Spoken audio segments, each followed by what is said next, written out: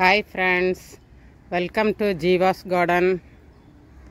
இன்னைக்கு நம்ம ஒரு பழச்செடி, அதாவது tamarind, இனிப்பு புளின்னு சொல்றாங்க. அந்த புளி வந்து கிராஃப்டட் செடி வாங்கி வச்சிருக்கேன். பாருங்க.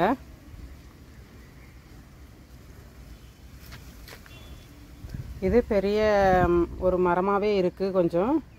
அதை என்ன பண்ணேன்னா வாங்கி ஒரு 2 வீக்ஸ் நம்ம வீட்டில் உள்ள தண்ணியில் பழக்கப்படுத்தி வச்சுக்கணும். இருந்து உடனே எல்லாம் பாட் பண்ணக்கூடாது.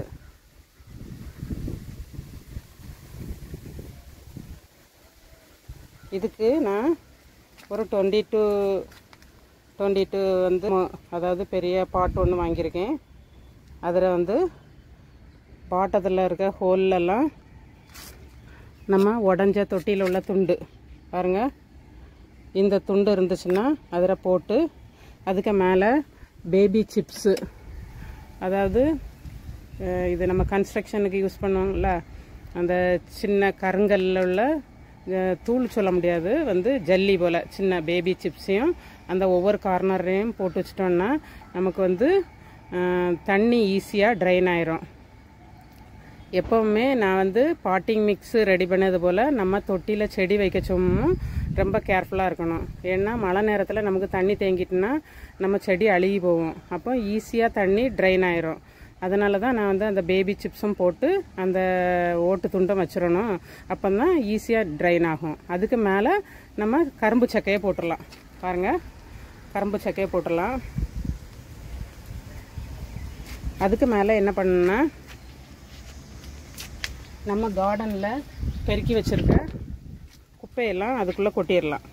பாருங்கள், ஏன்னா அது வந்து காஞ்ச இலை தழை எல்லாம் பாருங்கள், அதையும் கொட்டிட்டோம்.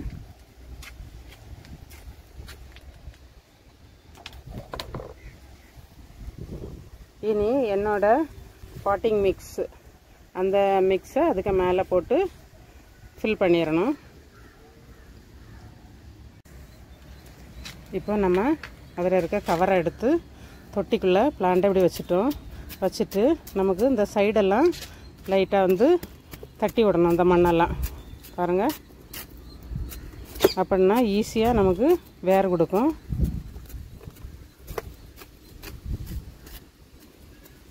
எப்போவுமே தொட்டிக்கே ஃபுல்லாகவும் வைக்கக்கூடாது. இருந்து மண்ணெல்லாம் நம்ம அடிக்கடி டாப்அப் பண்ணணும்.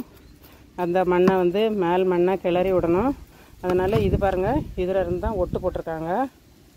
பாருங்கள், ஒட்டு செடிக்கு கீழே தான் நமக்கு மண் இருக்கணும், ஒட்டு செடிக்கு மேலே மண் இருக்கக்கூடாது.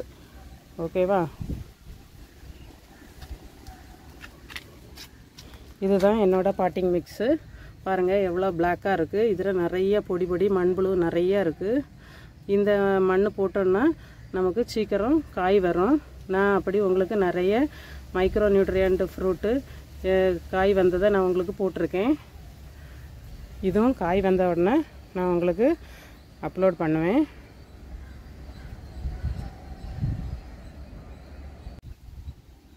பாருங்கள், மண்ணை கொட்டியாச்சு.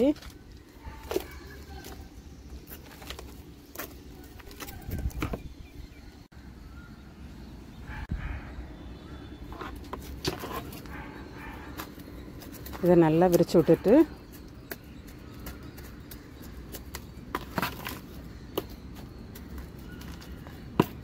ரொம்பலாம் வந்து ப்ரெஸ் பண்ணக்கூடாது.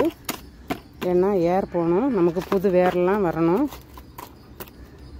இப்போ என்ன பண்ணலான்னா தண்ணி விட்டுறலாம்.